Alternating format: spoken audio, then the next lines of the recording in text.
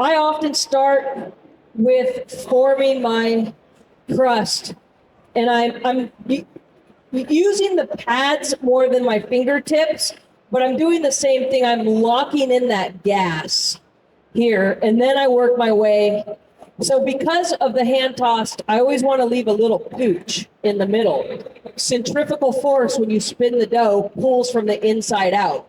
So if your middle is too thin, when you go to hand toss, you're going to end up with a pizza that's really thin in the middle and doesn't have any structure. So you want to always make sure you leave just a little bit of dough in the middle so you can hand toss. So I push it out, and at this point in time, I haven't touched my crust at all. I've left about the size of my pinky, somewhere between my pinky and my pointer finger on the crust here.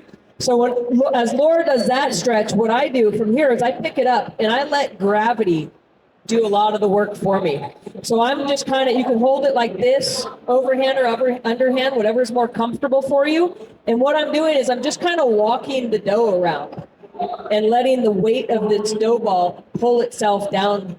And I'm going to go around a couple of times, and then I'm going to pull here, and I'm really, loosey-goosey fingers, be real gentle with it. And as I stretch, I'm going to kind of open my fingers and pull apart.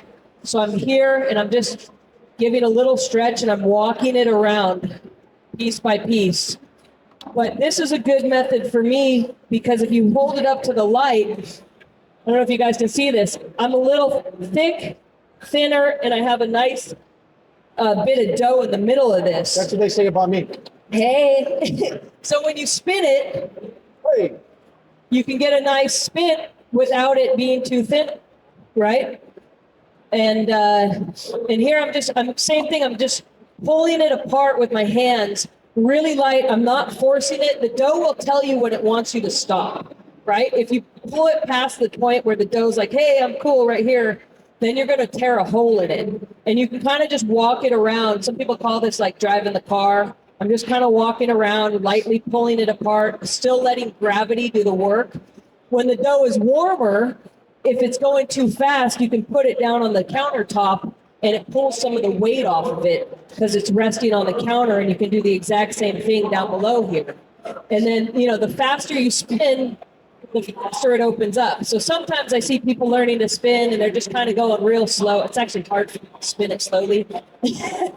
But the faster you spin, the quicker it'll open up for you when you are spinning. And when I spin, I kind of support with one hand, open hand the other. So I'm like this, and I'm up and in. You don't have to go up and in. Some people prefer to go up and out. The spin technique, whichever direction, right-handed, left-handed, whatever you do, that's what feels best to you guys. But I'm just kind of opening it up here, and I'm still hand stretched, just a nice little pull apart.